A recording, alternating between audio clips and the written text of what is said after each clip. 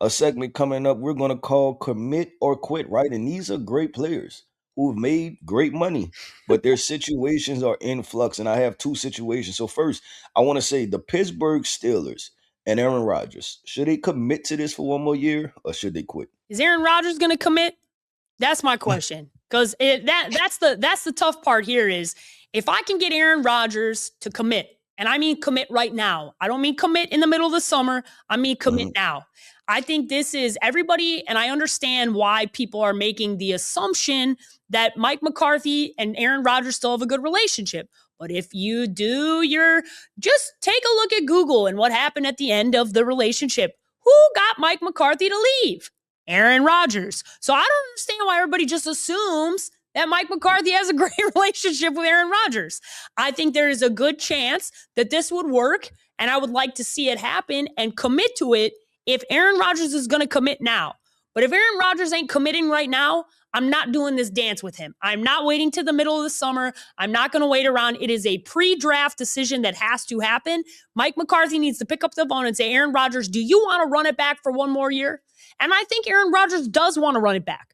If he knows that there's more, he showed enough this year, and between the DK stuff and just this overall roster, I think they didn't push all the chips to the middle. So I would love to see him run it back one more year, but I'm not doing this dance with him. You got to commit on both sides. And if you're not willing to commit, then I'm not waiting around for your ass. That's how I feel for the Pittsburgh Steelers. Yep.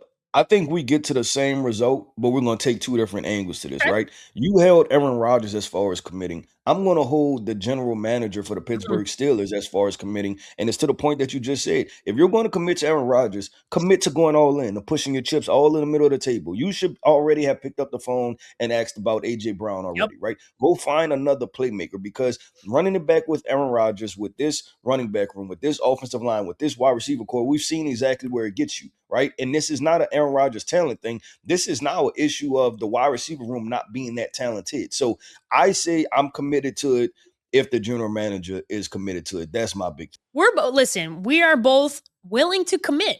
We just want to see that the other side's going to do the right things. And that's got to hold people accountable. Yeah, we're holding people accountable. And I like what you said, because the reality is, if Aaron Rodgers is willing to tell you and commit now, which is something he has not done for anybody else, okay? Nobody else. He loves to hear Aaron Rodgers being non-committal all year long until he absolutely is forced into it. So if he does what he hasn't, if he shies away from his normal process and does commit, I think he's got to be forceful, not only with Mike McCarthy, but Mike McCarthy and him maybe need to potentially together go to the Rooney family, go to Omar Khan and say, listen, if we're going to do this, we're going to do this all the way, like you said, because this version is not going to, we know what this will amount to. Changing coaches. Mike Tomlin's a damn good coach. There's a chance that this team takes a step back from a progression standpoint, just because, even though I believe in Mike McCarthy, we don't know how this team is going to look. And listen, Mike has gotten the best out of a less than above average talented roster for a long time. So if you're going to do this, you better make this roster a lot better and make it better fast. And I know the Steelers don't like doing that, and I know Steelers fans don't like hearing it. But at a certain point, you know what got you your Ben Roethlisberger and Terry Bradshaw? Bottoming out. So you want to bottom out so you get your future superstar? Because that's what it requires. They like to pretend like they never did it, but that's what got them both of their future QBs that won them Super Bowls. So it's either time to bottom out or it's time to push your chips to the middle. You got to make a choice at some point. Can't play in the middle. Nope. All right, let's do this. The Cincinnati Bengals and Trey Henderson. Is it time to commit this relationship or quit it? I want to quit this relationship so bad. It's so toxic. The Cincinnati Bengals are just toxic as shit. I'm quitting it. I'm gonna go ahead and jump in. Go ahead. Listen, we've seen this story. We've seen how this go. Yeah. I don't think that and hear me out. Trey Henderson is a great football player, right? Sure. Like one of the best edge rushers we've seen over the past decade, right? But the rest of it is so bad that he doesn't help it, right? He doesn't help it enough to get it to a certain point. So my thing is this: you probably need to start over, right? Like, and usually you tank offensively, right, to get a quarterback.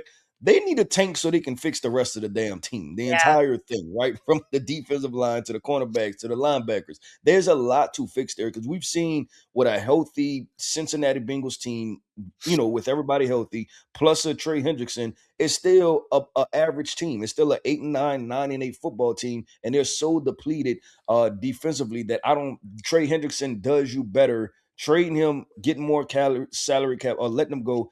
Well, maybe sign and trade him, getting more salary cap space, right? Getting more draft picks, and then figuring it out from there because this defense is so bad that it just I don't think Trey Henderson can fix this. No, and we've seen it, right? And that's the reality. Yep. That's why as much as it would be nice to bring him back to give you a higher ceiling, right, as far as what you are defensively, it's not enough. It's just not enough to be a Super Bowl champion. You've seen what this team was at the highest caliber, and you have a lot of holes that you got to fix on this roster. So it's time to quit this relationship. There was some love at some point, but the love's been lost. And it's time to quit. Time to quit this relationship and move right along because you got a lot of red flags, Cincinnati. Not a whole lot of green ones. So it's time to fix this relationship with more green flags than red ones.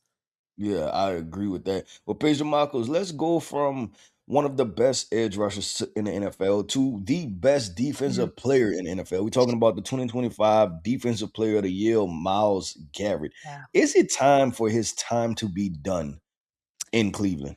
It's his time was time to be done last year.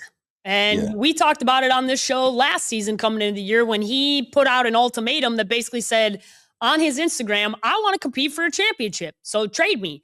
And then all of a sudden he signed a deal and we were It's like, time the money. Yeah. hey, bro, that's not going to happen in Cleveland. So where's that Yeah. competitiveness for a championship happening? And we were all a little confused. Here's the reality. Myles Garrett could be in the conversation for one of the best defensive players, if not the best defensive player of all time, but he will not get there unless he puts up these stats and these performances in the postseason. And for that reason and that reason alone, Or I got to see I it. don't even I don't even want to cut you off. Like not in the postseason. How about televised game? Do it in prime time, right? And the thing is, it's not his fault. He plays for a Oh, bad football team, so you will never be in prime time games. You will never have big time moments to where everybody's watching and talking about how dominant you are. yeah, and I think it's actually a miracle that he's been able to win Defensive Player of the Year, Mhm. considering like that is how uber talented this player is. It is a disservice to the league, it is a disservice to the fans, and it's a disservice to Myles Garrett to continue to keep him in Cleveland, where his timing. We talk about this on the show a lot. The timing. The timing does not align with Myles Garrett and this franchise. They need to flip this roster. They need to start to rebuild. They've got some young guys who have played really well. They got Carson Schwessinger. They got Mason Graham. They've got some young talent on this defense that they can continue to build around. They've hit on their draft picks.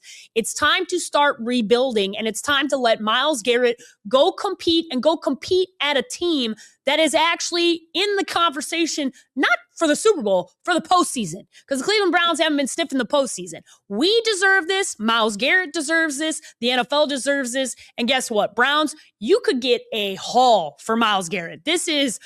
I got to get the Micah Parsons deal at minimum. I'm getting 2 first rounders. This is the current defensive player of the year. This is one of the best defensive players that we have seen ever. Literally, and that is not hyperbole. So you got to go get 2 first rounders for Myles Garrett, make it happen so you can continue to flip this roster around and let Myles Garrett go flourish and compete for a championship.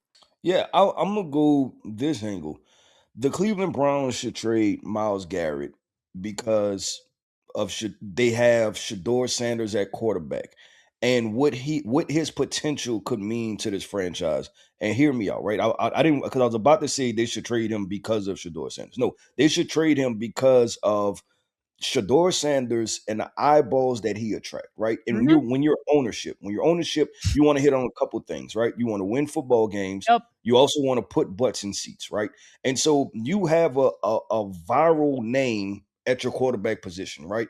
And if you want to capitalize on getting eyeballs on your football game, on selling out stadiums, right? On being able to increase ticket prices, right? Like I'm talking about a much more in-depth analysis of running a franchise, then you want to give Shador Sanders all the resources to be successful. My point is that, listen, the Green Bay Packers traded 2 first-round picks and a defensive lineman for Michael Parsons. Could you not go on a 3 first-round picks, right? Could you potentially get 3 first-round picks and maybe a second or third, right, for Myles Garrett? And then now you're utilizing those pieces to continue to fill out this offense. Now, Yep. you fast forward to 3 to 4 years from now, and you have a loaded offensive roster. You have Shedeur Sanders at quarterback, and he's winning football games. And now everybody's having a viral moment. You're sitting there as the owner, right? And you talked about this, Paige. You talked about this before the draft, right? And you were talking about what it would look like if he went to Cleveland and the witness moment that you would have with LeBron and the Cavaliers. You can potentially have that if you play your cards right, I right? agree. Because not every quarterback and not every player in the NFL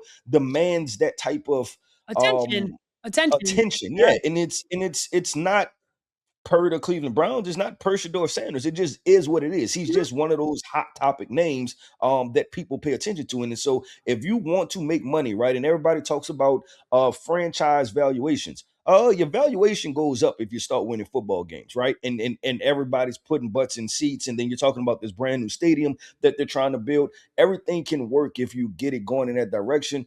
Obviously, Myles Garrett, super talented player. I just think that your focus should start the transition. Yeah, and it's a timing thing. That's why I mentioned that. Yeah, The that's why. Yeah, I agree with you 100% on it. it's the timing, and it's also He's at a 30. He's 30 now. yeah, it's his contract and his prime and his alignment does not align with what your organization is and where it is currently.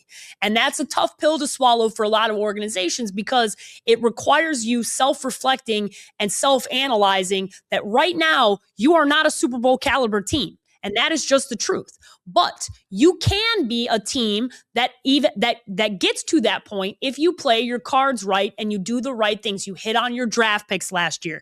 If you take a Shedeur Sanders and you draft, you get, I think it's a minimum of 2 first rounds, and you look at a second or third round pick as well. That's the package deal that you're looking for. Or it's 2 first rounders and a bona fide starter for your offense, not defense. Yep. It's a bona fide superstar, starting caliber wide receiver, and you don't need a tight end. You like your young tight end. You need a wide receiver 1 and 2 firsts for Myles Garrett.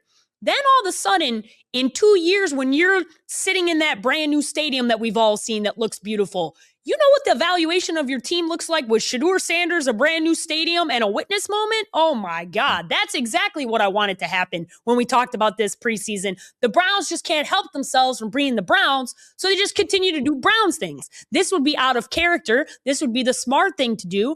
And the reality is you are still paying Deshaun Watson. You still have him on your roster. You are still suffering some of the ramifications of that. You know how you flip the narrative on your team and your organization quickly? By doing the right things, by making smart decisions, by being understanding of where your team is currently. Your team is not a Super Bowl team. Trade Myles Garrett, let him go compete for a championship, and let your team start to understand and build around a new player and a new face in Shedeur Sanders that everybody's really excited about. And he needs to be given offensive line and weapons to actually assess if he can play quarterback in this league, because it does not matter how talented you are. If you do not have the right pieces on offense, you cannot properly assess if a quarterback is successful or not. And there's no chance in hell you're convincing me that the Cleveland Browns currently on their roster have enough on offense to properly assess Shedeur Sanders.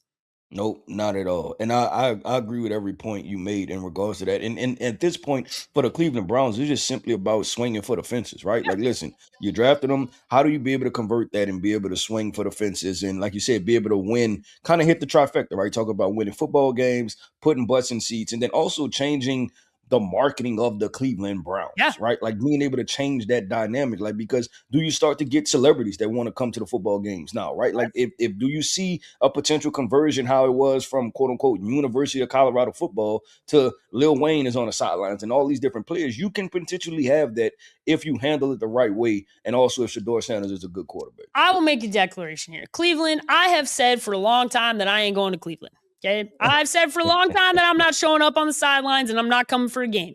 Keith and I will show up if you trade Myles Garrett for 2 firsts and a bona fide wide receiver, and then turn around and use those assets to make this offense better. We will come watch a game in person. I'm there. We will come to Cleveland, but those are our terms. Those are our negotiations. This is the terms we're set forth, because if you didn't watch what happened in Chicago, okay, a guy who was drafted number 1 overall, okay, number 1 overall, not in the 5th round, a number 1 overall. He needed a great offensive line and weapons around him to have success, along with a great coaching staff. Sam Darnold, Baker Mayfield. How many guys, when are we going to get it through our heads that you cannot properly evaluate a quarterback unless you actually do the right things around them to set them up for success? Shedeur Sanders endured one of the dumbest, dysfunctional seasons I have ever seen in the history of the NFL.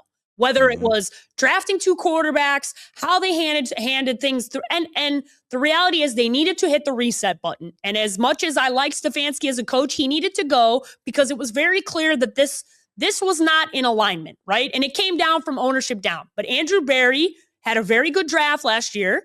They had a lot of they hit on nearly every pick they had last year. So now flip that around and hit every guy again this year.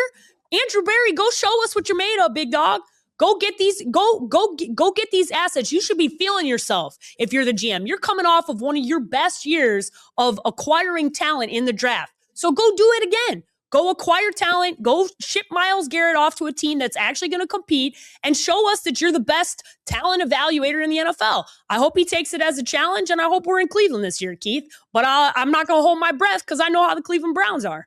Yeah, and let's do this. Let's do Cleveland in September, right? I ain't going in the cold. I gotta draw the line there. Keith and I do not. We're not sniffing under 50 degrees. That ain't happening.